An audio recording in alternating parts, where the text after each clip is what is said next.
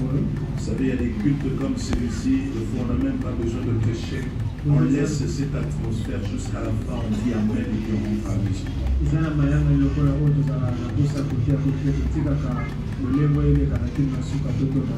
Que le Seigneur bénisse encore une fois la présence de tout un chacun dans ces cultes. Et tout cela qui associe la parole de Dieu avec l'optique, que la grâce de Dieu soit le vôtre au nom de Jésus. Par la grâce de Dieu, nous avons un message à communiquer. Et nous voulons le communiquer toujours dans l'esprit de tout ce qu'on communique ces derniers temps. Je vais lire Jean 10, 10 au nom de Jésus-Christ. Nous allons lire. Lorsque je lis Jean 10, verset 10, écoutez ce que la Bible déclare. Écoutez ce que la Bible déclare dans Jean 10, verset 10. La Bible dit que le voleur ne vient que pour dérober, égorger et détruire. Moi, je suis venu afin que les brebis aient la vie et qu'elle l'ait en abondance. C'est un passage qu'on a souvent exploité, qu'on a souvent lu dans cette église. Le voleur, lui, ne vient que pour voler, détruire, égorger. Et aujourd'hui, je ne suis pas venu parler du voleur. Je suis venu parler pour celui qui est venu nous donner la vie. Le voleur, il fait son travail. Et Jésus est venu pour faire un travail. Le travail de Jésus dans la vie d'une personne. Et que la personne puisse vivre au nom de Jésus. La volonté de Dieu. La volonté de Dieu ou la véritable raison de la présence de Jésus, c'est pour que tu vives. Bien-aimé, tu dois vivre au nom de Jésus. J'étais en train de dire que tu as une vie à vivre et tu dois la vivre au nom de Jésus. Le Seigneur est venu pour que tu vives. Il est venu pour que toi tu puisses vivre. J'ai besoin de vivre. Tu as besoin de vivre. Nous avons besoin de vivre.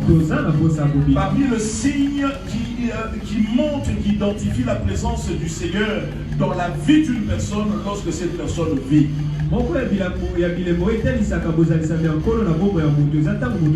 Parce qu'il est venu pour que ces brebis vivent.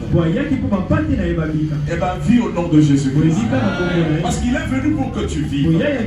Alors, tu dois vivre au nom de Jésus. Et bien aimé dans le Seigneur, tu dois aimer et célébrer la vie comme a dit une maman dans l'assemblée. Le Seigneur est venu pour que nous puissions vivre. Vous savez, lorsque la Bible dit il est venu pour que tu vives, c'est que le constat du Seigneur, tu ne vis pas. Il est venu, c'est pour te dire, en fait, par exemple, il peut dire je suis venu pour que toi tu voyages, donc c'est que il a constaté que tu ne voyages pas, il est venu pour que tu voyages. C'est dans le même contexte, on peut contextualiser ces textes en disant, s'il est venu pour donner la vie, c'est qu'il constate qu'il n'y a pas de gens qui vivent.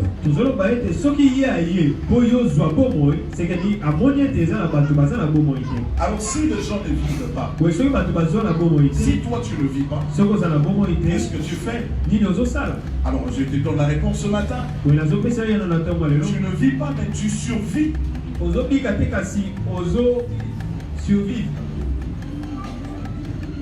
Alléluia. Tu ne vis pas, mais tu survis.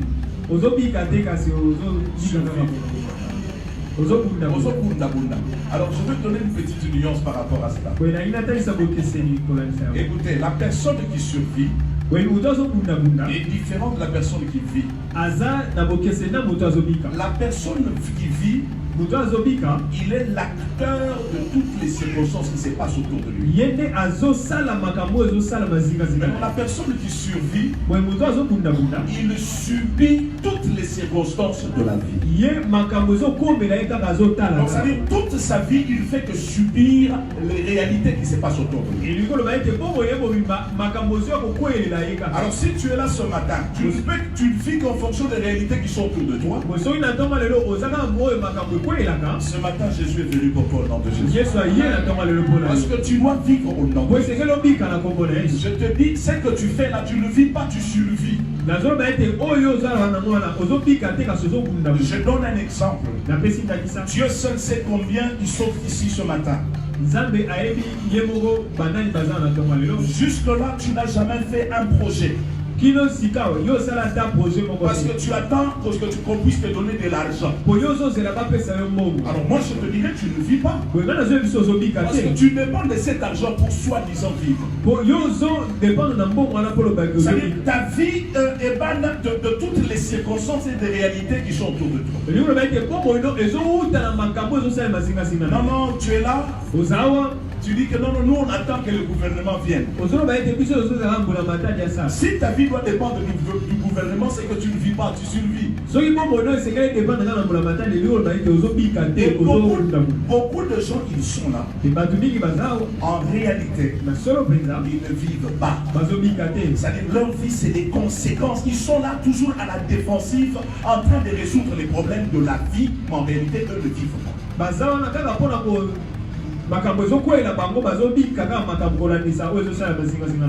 Tu es là, tu as prié ce matin, et ta prière dans ton cœur, tu dis Seigneur, donne-moi de l'argent pour payer le Minerval. Donc c'est-à-dire, toi tu attends pour que les enfants étudient, il faut qu'on te donne pour que les enfants étudient. Alors que la vie, tu es l'acteur de la réalité de ces enfants dans Jésus.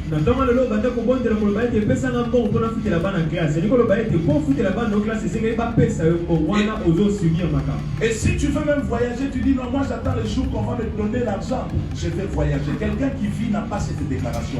La personne qui vit, il va voyager les jours que Laurence dit de voyager.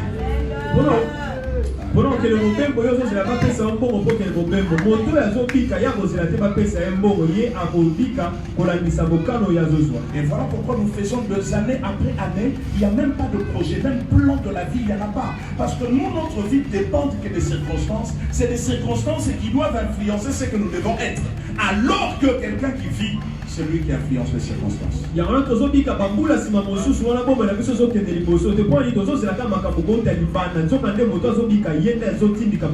Et tu vas te rendre compte que dans ta vie, tu te comportes vraiment comme un enfant. Parce que, excusez-moi que je dise, les enfants ne vivent pas parce qu'eux subissent. Donc tu peux dire, la mouka qui est la classe, à ta limite à la classe. Et c'est comme ça que nous vivons tous les jours ici. Nous vivons en fonction, quel est le tempo, qu'est-ce que j'ai, qu'est-ce qu'on m'a donné, qu'est-ce que je dois faire maintenant. Et on m'a promis. Donc nous vivons en fonction des circonstances, en réalité que nous devons être des acteurs de notre vie de tous les jours.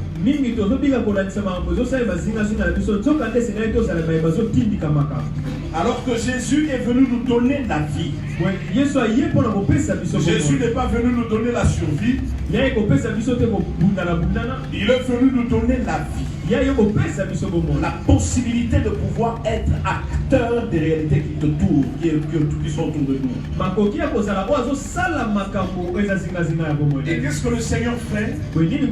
Lorsque le Seigneur te donne la vie, lorsque le Seigneur te donne la vie, dans la vie que le Seigneur t'a donné, il y a une force. Chaque vie a une force dedans. Je te dis la vérité. Et je bénis le Seigneur pour les interventions de la semaine. Que le Seigneur bénisse le pasteur Daniel. Que Dieu bénisse le pasteur Malachi. Parce que nous devons comprendre la vie que tu portes, la vie que Dieu t'a donnée, la vie elle-même là. Dieu a logé dans cette vie une force, une énergie une énergie qui peut te pousser à prendre des options sans avoir peur.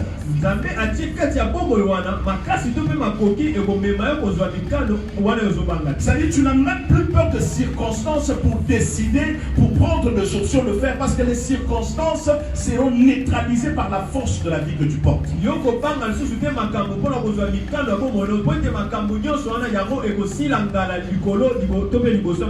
Et c'est cette force de la vie que Dieu t'a donnée, dont il faut prendre entièrement conscience, et que je porte la vie de Dieu pour vivre et non pour subir la vie.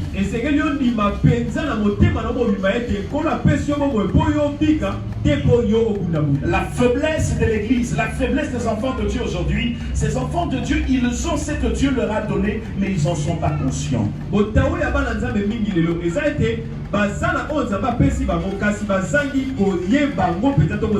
Dans la vie que tu portes, il y a une énergie, il y a une force dans cette vie-là. Et là, me bien-aimé, aucune circonstance ne peut arrêter cela au nom de Jésus.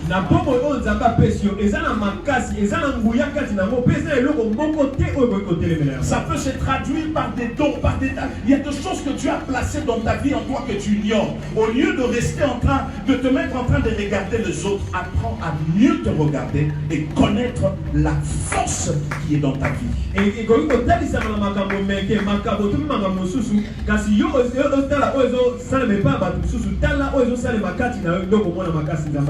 voilà pourquoi nous sommes en train de subir des choses pour lesquelles on ne devait même pas le subir. Bien-aimé, il y a une force dans la vie que tu portes. Cherche à connaître ta particularité, tu connaîtras ta force. Comme c'est un don venant de Dieu, et ben connais ce don-là. Tu sauras qu'est-ce que réellement Dieu a mis comme potentialité, comme énergie en toi.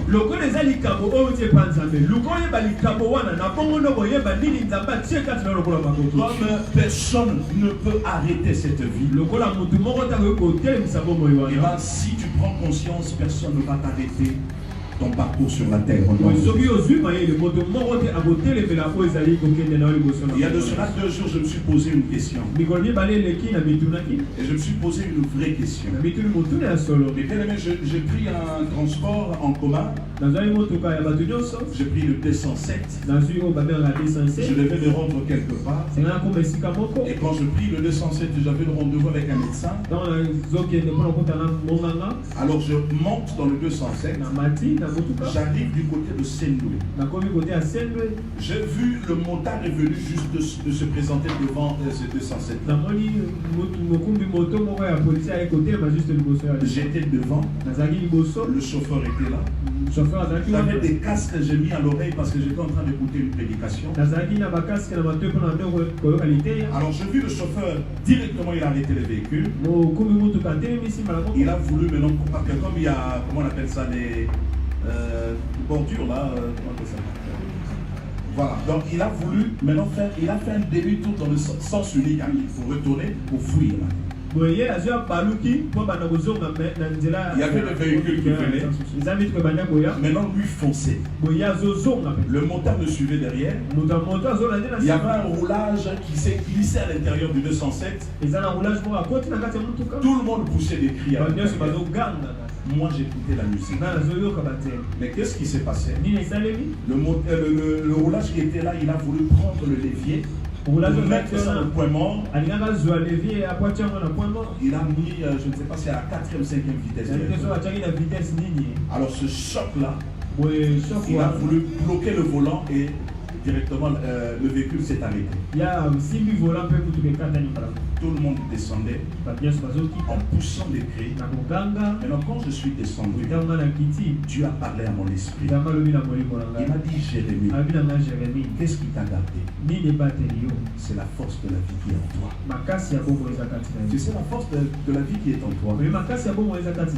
Bien aimé dans le Seigneur. Ça a déjà combattu les grands combats de ta vie sans que tu t'en rendes compte. Et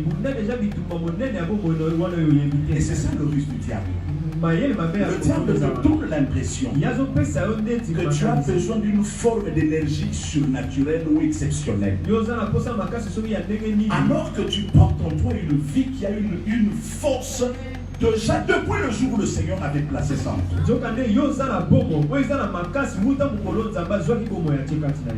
Et j'ai dit à Dieu, merci pour cet enseignement. Merci pour la matière. Qu'est-ce que j'ai fait? Je n'ai rien fait. Je n'ai rien fait. J'allais constater comme tout le monde.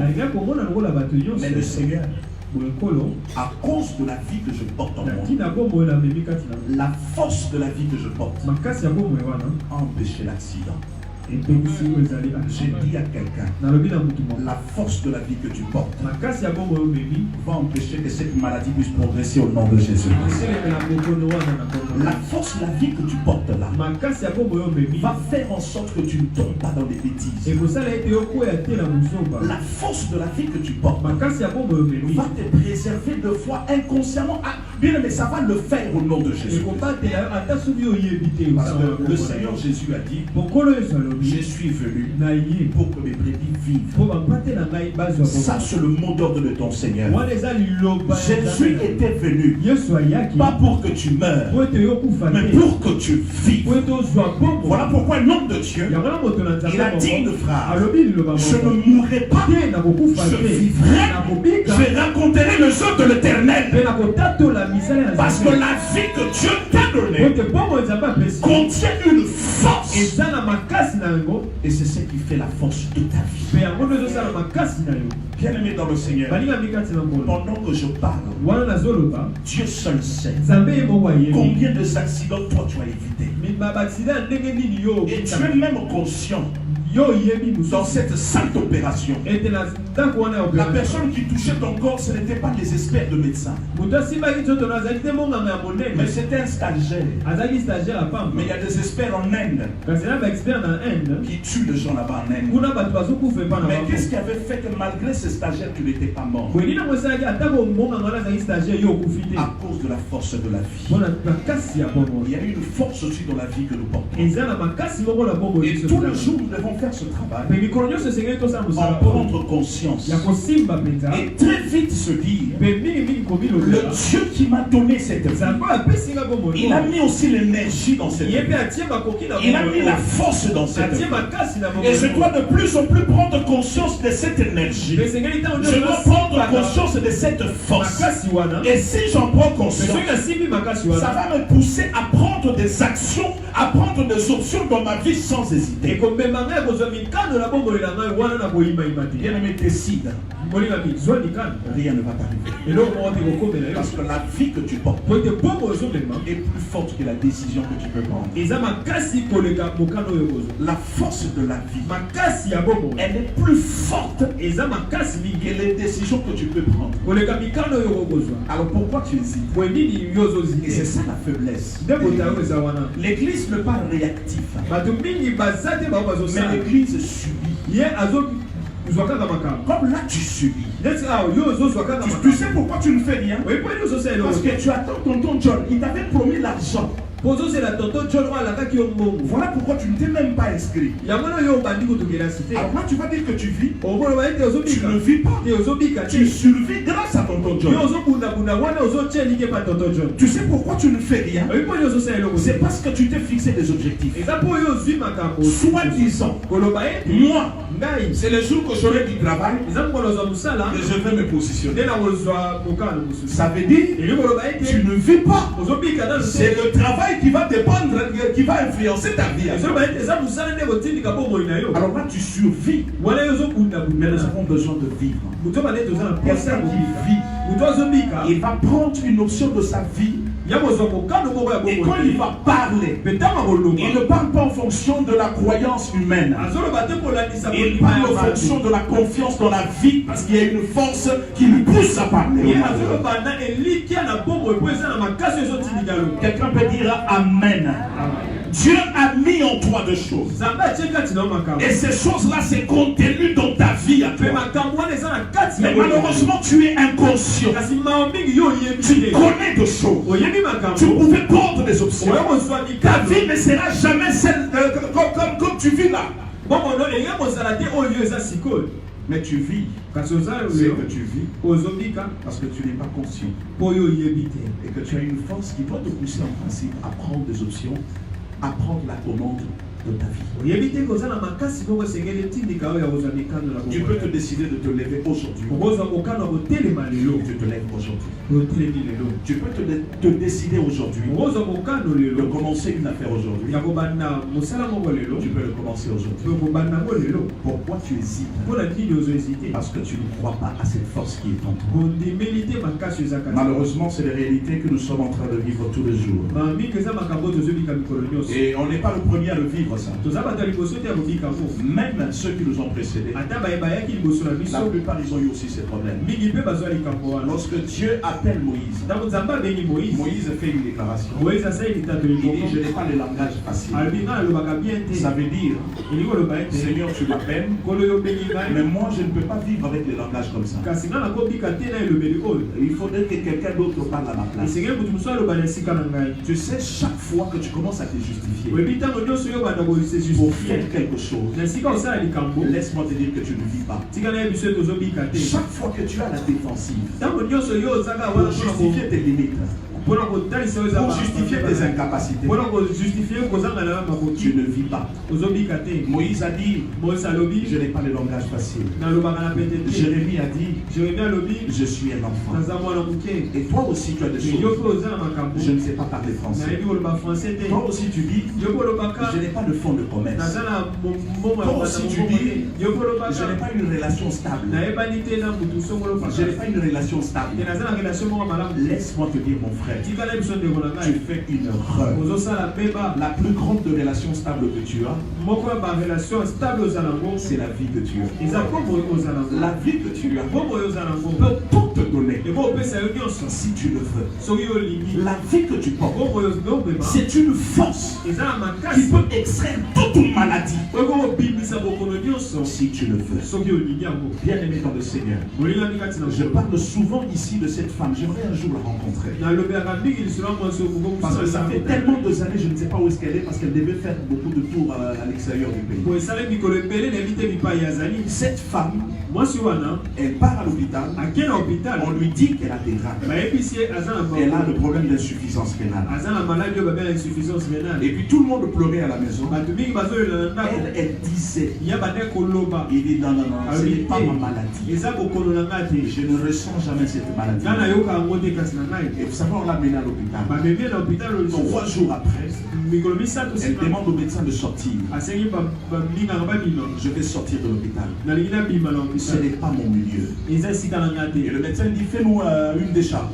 La famille a fait la décharge parce qu'elle devait rentrer. Elle rentre à la maison et elle prie son Dieu. Elle dit, Seigneur, tu m'as jamais montré un jour que je souffrirais de telle maladie. Je ne pense pas que c'est la mienne.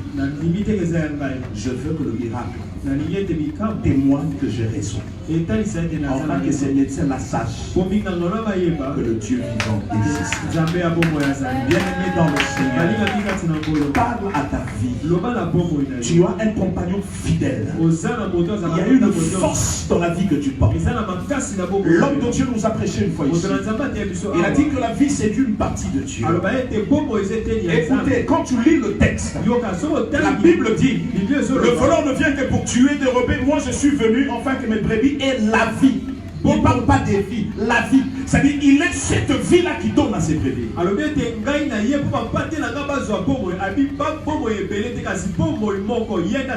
L'église ne profite pas suffisamment de son Seigneur. L'église ne profite pas suffisamment de son Seigneur. Prends cette déclaration. Prends cette déclaration. Dis à Dieu, j'aimerais vivre parce que tu es venu pour que je vive. Il est temps maintenant que toi tu ne sois pas le répertoire de tout cela qui quémande matin soir. Vous savez, les demandeurs, les quémandeurs, ce sont des gens qui sont, on s'identifient. Il est là, à tout moment, frère, je peux avoir un 10 francs, je peux avoir un 50 francs. Il y a d'autres même le pain, frère, la cause à moi 200 la lipa. Maman, nous sommes quartier, maman, et combien 1200, ça 1200, ça 3500. nakofuta kaka nakofuta kaka tango yo kofuta kaka yo kofuta te okoluka bato bakofutela yo oyebi yango. Non, il faut arrêter cette vie. Il est temps que tu deviennes toi-même l'acteur principal de ta vie.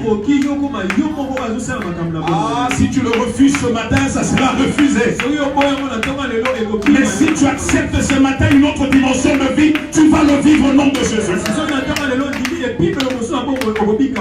Mais bien aimé dans le Seigneur, même la plupart des serviteurs, ils savent aussi cette façon de réfléchir. En Christ, on ne survit pas. En Christ, on vit. Et la vie contient en elle une force. Et cette force-là qui va te garder, c'est cette force-là qui va te donner des opportunités. Ah, Dieu seul le sait. Qu'est-ce que toi tu n'as pas vécu? Mais pourquoi là tu avais trouvé ça normal? Dans cet accident, aujourd'hui tu n'en parles pas. Tu dis, bon, et le caca, là il y a un accident, le caca, tout ça, il a mis balai. Mais le Lazarabo moye le caca. Non, et le cabongote. Nzamba zongi sambola motema yo, ça a été une force qui agissait pendant ces instants-là. J'ai vu l'image de Papa Bila. Waouh! J'ai vu l'image parce qu'on entend souvent parler du témoignage. Papa Bila, lève-toi s'il te plaît, papa.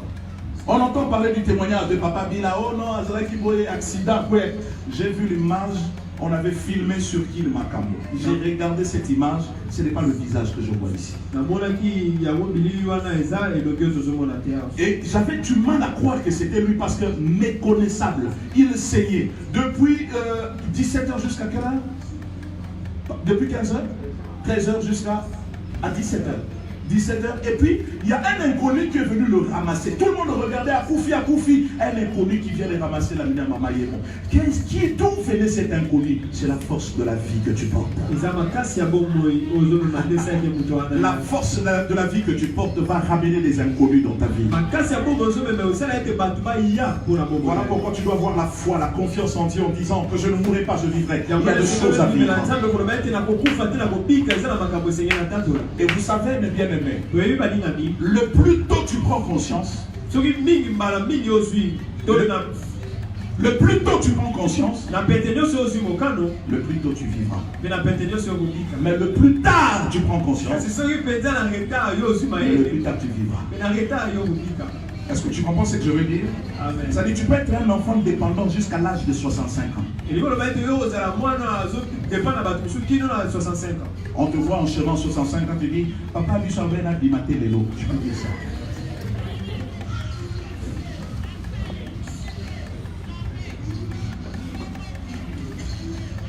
Il gagne. Vie au nom de Jésus. Non, je t'en supplie. Tu as trop survécu. Tu es trop derrière les événements de la vie. Tu as trop survécu. Tu es là. Imagine-toi, parce que là, avant de venir, j'étais à Bibois. Je n'avais pas le choix parce qu'il fallait prendre une moto dans une circonstance, parce qu'il fallait aller vite. J'ai dit au motard, j'ai dit, ah, même si le dimanche, le Seigneur il va pas faire ma vie. Ah, papa Langaï, Soro Bilité, Oroliate. Tu vois les conditionnements de survie des hommes. Soro Bilité, Oroliate. Donc ça veut dire qu'au lianaye, il faut être bima. Mais la vie est pour les saillots sans bima au nom de Jésus.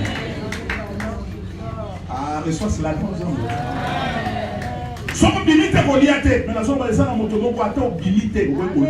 Parce que la force de la vie que tu portes peut attirer quelqu'un de nulle part pour venir faire avec toi ce que tu penses.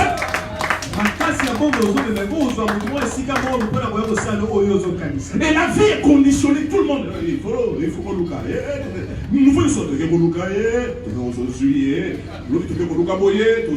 tu ne peux pas être emballé comme ça. Il y a une force en toi qui peut même attirer les poissons de la mer vers toi.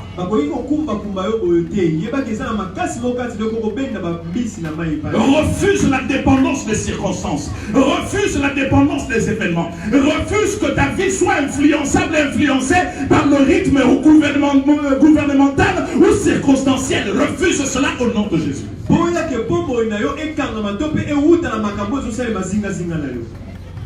Si tu es d'accord avec moi, tu dis Amen. Je veux lire un texte dans la Bible que nous connaissons certainement. Je vais lire Gédéon. Je vais parler du livre de Juges. On va lire l'histoire de Gédéon. Je vais vous relever quelques faits dans ce texte-là. Dans Juges 6, nous lisons au nom de Jésus-Christ.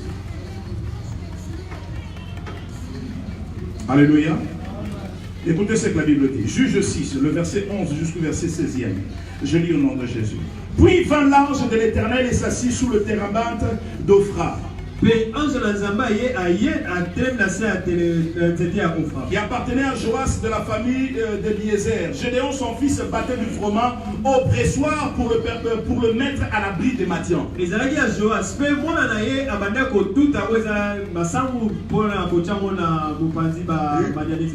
L'ange de l'Éternel lui apparut et lui dit: l'Éternel est avec toi, vaillant héros. Gédéon lui dit: ah mon Seigneur, si l'Éternel est avec nous, pourquoi toutes ces choses nous sont-elles arrivées? Où sont tous ces prodiges que nos pères nous racontent? Quand ils disent: l'Éternel ne nous a-t-il pas fait montrer hors d'Égypte? Maintenant l'Éternel nous abandonne. Il nous livre entre les mains de Madian. L'Éternel s'est tourné vers lui et lui dit: va avec la force que tu as. Va avec la force que tu as. Gédéon s'est plaigné, il s'est posé des questions. Qu'est-ce qui se passe? Pourquoi les choses nous arrivent? Qu'est-ce qui se passe dans ma famille? Mais finalement je ne comprends rien. C'est que tu nous as promis. Va avec la force que tu as. J'ai compris qu'il y a d'autres événements de la vie, ça ne demande même pas la prière. Ça ne demande même pas tes plaintes. Ensemble dans cette lecture, Dieu l'avait interrompu. Il s'est tourné vers lui et dit: Gédéon, va avec la force que tu as. Va avec la force que tu as. Tu te plains trop. Tu peux assister dans des séminaires et séminaires. Mais aussi longtemps que tu ne vas pas avec la force. Maintenant je te pose la question. C'était quoi la force de Gédéon? Parce que d'abord je dis c'était un fouillard aussi. Parce que s'il fallait faire les foufous qu'il était en train de faire, il pouvait dire: hé les Madians, venez, j'ai la force, je vais m'opposer à vous. Non, c'était aussi quelqu'un qui évitait les gens. Mais il évitait les gens en ayant avec lui une force. Bien aimé dans le Seigneur, les gens peuvent minimiser ta vie, mais toi ne minimises pas ta vie. Parce que dans la vie que tu portes, l'extérieur peut te distraire. Tu peux être mince, mais pourtant tu es un costaud. Quelqu'un peut dire Amen. Alors pendant qu'il s'est plaigné, Dieu l'a interrompu. Que Dieu interrompe toutes les retraites mal placées au nom de Jésus. Bien aimé dans le Seigneur. Une fois quand Israël pleurait, oh Seigneur, Moïse, on va faire quoi? Il dit l'heure d'avancer. De fois il faut avancer. Je te plains, avance au nom de Jésus. Agis au nom de Jésus. Toi-même sois responsable de ta vie. Réagis au nom de Jésus. Il va avec la force de Dieu. Mais où était la force de Dieu? Mais c'était où cette force? Parce qu'on n'a pas dit que Gédéon... non, il n'y a jamais de texte comme ça qui montre que Gédéon a fait la démonstration physique. Non. La vie de Gédéon, c'était déjà une force. Bien aimé dans le Seigneur, la vie que tu portes, c'est déjà une force. Parce que ce que toi tu as subi dans la vie, si tu n'avais pas cette force, tu allais craquer. Mais tu vas te rendre compte, malgré les réalités de la vie, malgré les circonstances dures que tu as traversées, il y a quelque chose qui t'a dit reste encore. C'est la force de ta vie. Maintenant, va maintenant avec la force que tu as. Oppose-toi à toutes les oppositions de ta vie avec la force que tu as. Même moi en tant que pasteur, vous savez, il y a des réalités de foi dans la vie. On a besoin, il y a des réalités de la vie où tu vas te retrouver seul. Des fois même les intercesseurs ne seront pas là. Mais je te dis, il y a des réalités aussi. Tu vas combattre seul. Parce que qui combat avec une autre personne dans sa maladie? Tu sais que lorsque tu es malade, tu es seul. Qu'est-ce qui va être ton intercesseur? La force que tu as. Je dis à quelqu'un, la vie que tu portes, tu ne peux pas t'imaginer l'énergie que tu as déposée en elle. C'est possible. C'est possible. J'ai dit c'est possible. Vous savez, en Afrique du Sud, il y a un témoignage d'un pasteur. Alors, généralement, il y a de maisons, il y a de plantes. En fait, c'est encerclé de parcelles, mais pas avec de plantes comme ça. Oui. Alors, il y avait le voisin que généralement, quand il sortait de sa voiture, quand il sortait de la parcelle, avec sa télécommande, il ouvre le portail et il sort. Ça coïncidait à des moments où le voisin, ils ont un grand champ. Les chiens sortaient aussi comme ça. Et il profitait quand il sort, et puis le voisin, le chien, il entre dans sa parcelle, il fait un tour, et puis il ressort. Il était là, parce qu'il était vraiment monstrueux. Donc la clôture était là. Le chien arrivait à ce niveau-là. Maintenant, un jour, qu'est-ce qu'il a fait? Il fait semblant de sortir, il ouvre le portail.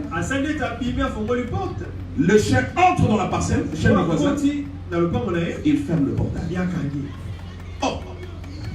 Le chien regarde. On est long échangé là.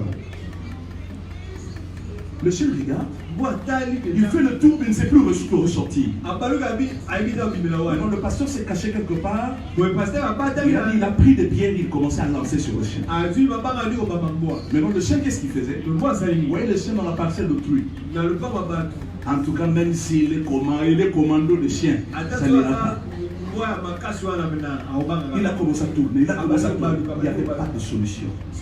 Maintenant, quand le pasteur il a regardé la hauteur de la parcelle par rapport à sa taille, c'était un petit jeu pour le chien de sauter.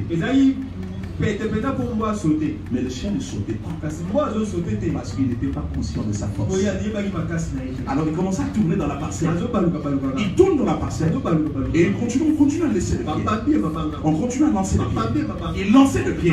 Le chien tournait à la parcelle. La parcelle voisine était de l'autre côté.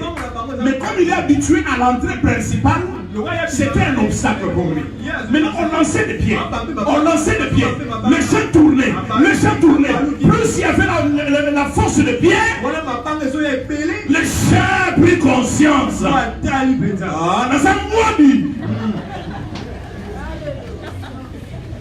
Dis à ton voisin, prends conscience de ta force. Le chien a pris conscience et le chien est reculé par l'arrière. Il s'est approché pour sauter. Ça a raté. Il recule en arrière. Deuxième fois pour sauter. Ça a raté. La troisième fois. Ah! Kimangika.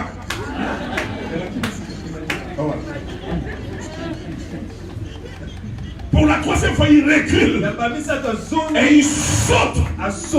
Et il va de l'autre côté dans sa partie. Vous savez, oui, c'est un grand enseignement. Tu peux tourner à rond parce que tu es inconscient de ce que tu peux. Si tu ne sais pas ce que tu vaux, tu peux être exploité même par un enfant. Je vous dis la vérité. Ce qui s'est passé avec le chien. Parce que lorsqu'on parle de la notion de la force, on parle de la notion de la force parce qu'il y a en face de nous l'adversité. il y a l'adversité. On te dit, sois fort. Sois fort, on te dit, la vie que tu portes, c'est déjà une force que tu as. Prends conscience de cela. Tu vas sauter les murs au nom de Jésus-Christ. Et le chien là a sauté. Vous savez qu'est-ce qu'il a aidé à sauter? Quand il voyait l'obstacle et le fait de prendre conscience. Chaque fois que tu prendras conscience, tu vas découvrir d'autres capacités qui sont là. Dès que tu prends conscience de ce que tu as comme énergie de la vie, ne gaspille pas ta vie. Tu ne peux pas te lever du matin au soir, tu regardes la télé et tu dors. Prends conscience de ce que tu as comme énergie. Commence à défier chaque obstacle de ta vie. Le temps est venu. Toi, tu dois vivre. Tu sais vivre, c'est lorsque tu commences à décider. Un enfant, lorsqu'il a la maternelle, même s'il joue, il ne vit pas. Vous savez pourquoi il ne vit pas? Parce qu'il est sous contrôle. Même si sa maman dort. John Azawabi. Là maintenant un enfant lui joue, il trouve que c'est la liberté, la vie. En réalité il est dans une parcelle. Il est sous contrôle. Et à un moment, même à l'école, on a vu des enfants comme ça. Je ne veux pas séquer, je ne veux pas. Aucun amour nom de Jésus. Ça pour la zone et puis ainsi de suite. Mais il y aura un moment, il va commencer à prendre conscience.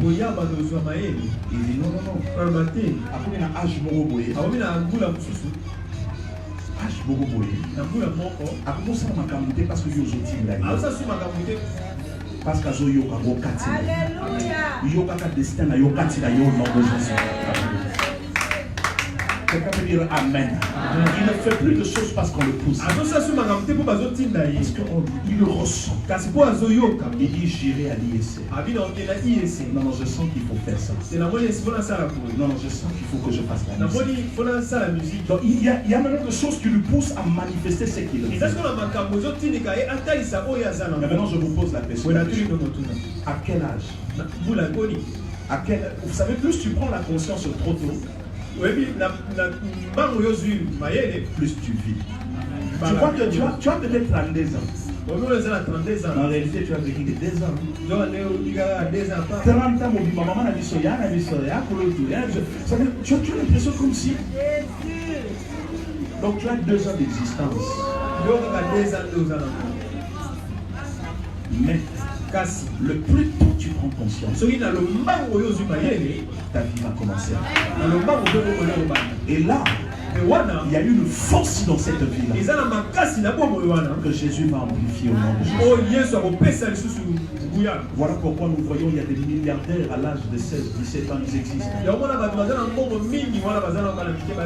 Mais vous savez ça? Vous savez qu'il existe des milliardaires à l'âge de 16 ans, 17 ans.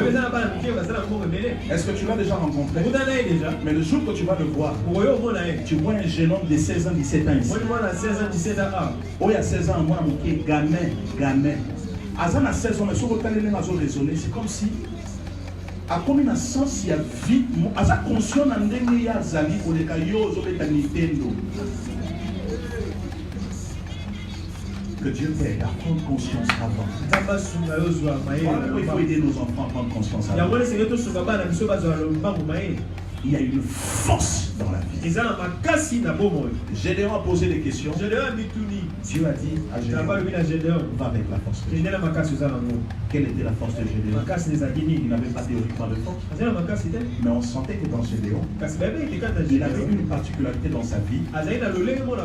Il faisait de lui aussi quelqu'un de fort. Vous savez la particularité de Gédéon? La Bible ne révèle pas. Lorsqu'il faisait le foufou, il gardait où? On ne le dit pas. On dit qu'il mettait à l'abri. Il avait une particularité de garder les choses. C'était un peu une forme de force aussi. Par rapport à toi aussi, tu as ça. Tu as aussi des choses que tu le fais naturellement. Ce n'est pas des choses que tu forces. Ne minimise pas ça. Ça fait partie de la force de ta vie.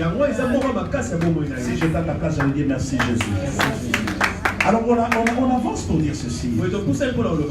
Beaucoup de gens, effectivement, ils sont là. Et vous voyez l'attitude de Gédéon avant, il commençait à se plaindre. Oh mon Dieu, qu'est-ce qui se passe? Bien aimé, cette année, le reste de mois qui nous reste, arrête de te plaindre au nom de Jésus. Je dis ceci, je t'interdis de te plaindre au nom de Jésus.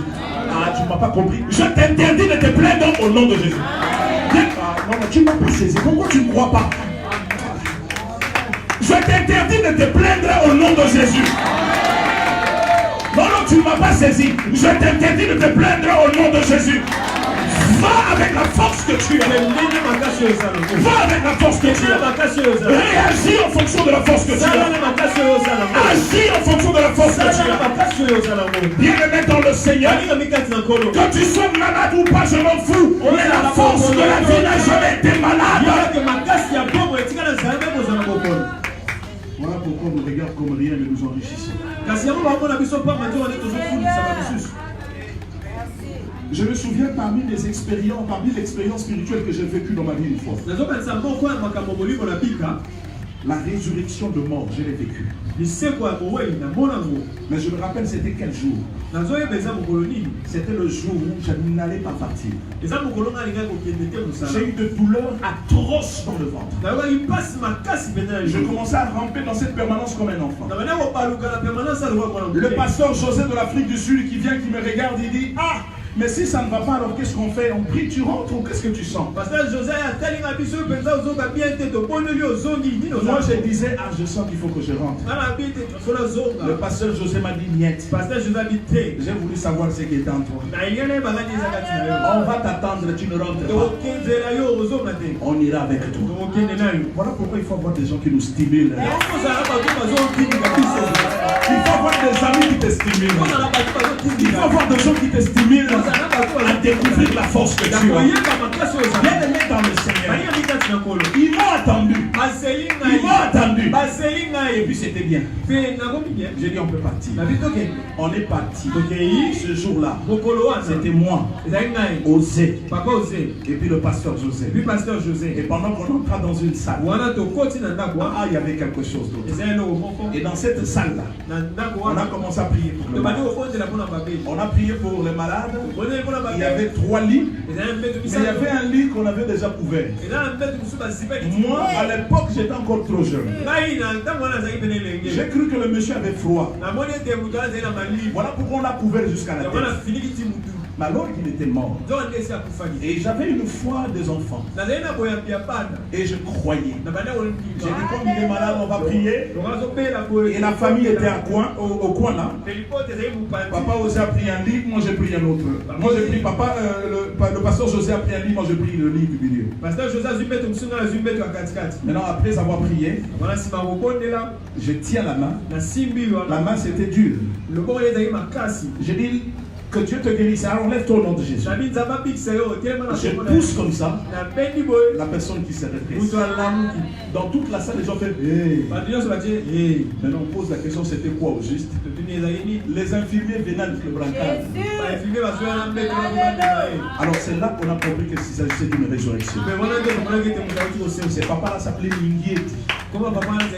C'est le nom qui est resté dans mon esprit. Et puis on a demandé: est-ce que tu veux manger? Il dit oui. La famille a paniqué. Les médecins sont venus. Et nous on devait sortir. Bien aimé dans le Seigneur, ce jour-là, j'ai pris conscience qu'il y a une force qui se passe en nous. Quelqu'un peut dire amen. Bien-aimé dans le Seigneur, va avec la force que tu as. Au lieu de courir avec ton bébé à l'hôpital, prie pour lui avec la force que tu as. La vie que tu portes, c'est une force. Alors pourquoi tu ne croyons pas ça? Et c'était parmi les expériences spirituelles que j'ai vues. Et les bien-aimés dans le Seigneur, nous avons besoin de la conscience de cette énergie. Mais c'est une force que Dieu a mis en nous. Mais l'exemple que je vous ai donné,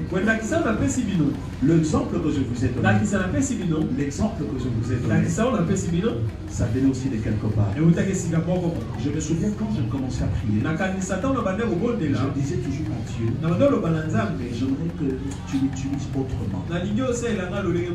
Alors là, c'est une autre dimension. Je vais t'aider à comprendre. Vous savez que Jésus-Christ, lui qui donnait la vie aux gens, mais il y avait une scène qui s'est passée. On ne va pas le lire faute de temps. Mais c'est quoi la scène qui s'est passée? Un jour, la Bible dit que le Seigneur, pendant qu'il était en train de passer, il y avait quelque chose, tellement la foulée de gens, il a constaté qu'une force était sortie. Vous savez, Jésus s'est arrêté. Les gens le touchaient. Il pose la question, qui m'a touché? Personne ne pouvait répondre. Il y avait une femme qui saignait pendant. Et la femme là, qui touchait les vêtements de Christ. Et c'est comme ça que Christ a senti une force était sortie. Écoutez mes frères et sœurs, la force qu'il s'agit, c'est deux dimensions. Il y a la force de notre vie de tous les jours. Il y a aussi notre force dans le surnaturel. Ça fait partie de l'énergie qui fait partie de ton héritage. Maintenant, Jésus, quand il a dit, qui m'a touché? La femme là, elle tremblait. Il dit, le Seigneur qui le regarde, elle dit que c'est moi. Mais écoutez comment cette force était sortie. Ça veut dire, Jésus, quand il quittait la maison, il avait cette force. Quand il marchait, il avait cette force. Quand il a rencontré plusieurs, il avait cette force. Mais la force là ne sortait pas. Vous savez, Dieu a une force. Ça ne sort pas comme ça. Il y a la force qu'il t'a déjà donnée. Mais il y a une autre force. Ça ne sort pas comme ça. Dieu le jette à de moments précis. Qu'est-ce qui s'est passé? Même les apôtres ne savaient pas que Jésus, il avait une force qui n'était pas encore sortie. Tout le monde le touchait, mais personne ne s'imaginait que Jésus, il avait une force qu'on n'avait jamais touchée.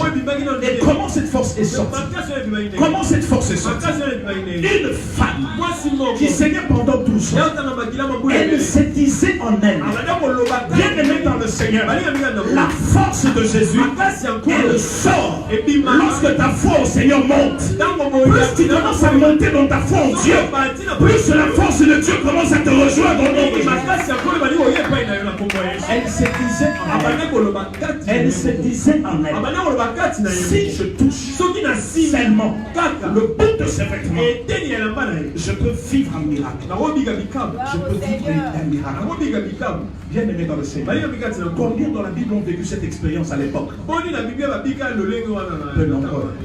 Parce que c'était inimaginable. On ne pouvait pas s'imaginer que même l'habit de cet homme dégageait une forme de neige. C'est que c'est au niveau de la foi de cette femme qui était montée jusqu'au point de ressentir la force de Dieu. Dimension je comprends dans ce sens que la Bible dit augmente-moi la foi. Alors cette femme là, Jésus a dit une force est sortie. Mais c'était quoi la force? La force là elle était spirituelle. Mais c'était une force qui pouvait tout répondre. C'est dans ce sens que la Bible dit que l'homme spirituel juge de tout. C'est-à-dire une force qui peut passer la guérison malade, qui peut donner la résurrection mort, qui peut donner la solution au problème. Une force qui peut arrêter le ciel, qui peut arrêter le soleil pendant 3 jours. Cette force, ça sort que lorsque ta foi monte, que Dieu augmente ta foi au nom de Jésus. Et bien aimé dans le Seigneur, lorsque tu as cette énergie, en plus de la force que Dieu t'a donnée dans ta vie, en plus de la force de la vie que tu portes, tu ne peux que vivre le miracle. Que Dieu te bénisse. Non, je disais que Dieu te bénisse. Je vais lire un passage et on va clôturer par ça. On va clôturer par ça. Dans le psaume 62, verset 12. Est-ce qu'on peut lire au nom de Jésus-Christ? Le psaume 62, verset 12.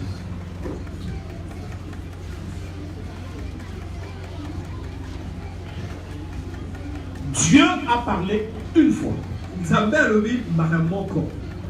2 fois j'ai entendu ceci. Oh, c'est bizarre ce passage. C'est que la force est à Dieu. Dieu a parlé une fois. Mais moi j'ai entendu 2 fois. Est-ce que tu me suis? Dieu, lui, il a parlé une fois. Moi, je l'ai entendu 2 fois. C'est-à-dire, je l'ai entendu dans la dimension humaine. Mais je l'ai entendu aussi dans la dimension spirituelle. Parce que notre défi, ce n'est pas simplement la dimension humaine. Mais notre défi aussi, c'est dans la dimension spirituelle. Dieu a parlé une fois.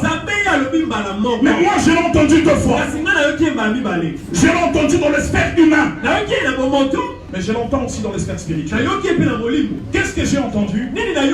La force est à Dieu. La force est à Dieu. Je l'ai entendu 2 fois. Lui, il n'a parlé qu'une seule fois. Mais je l'ai entendu 2 fois. Que tu l'entendes 2 fois. Que tu entends cela 2 fois. La force est à Dieu. Et la vie que tu portes contient en elle cette force. Et sur les réalités humaines. Et sur la réalité spirituelle. Parce que nous vivons de choses. Nous avons des incidences. Aussi de réalité spirituelle. Et c'est ça l'avantage de l'Église.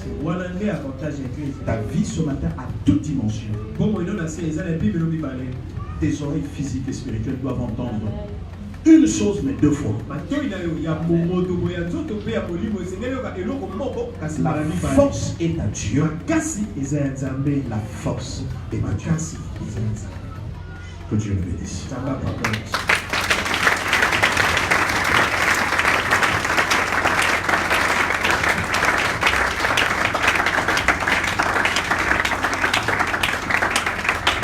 Vous savez ce que nous allons faire ce matin?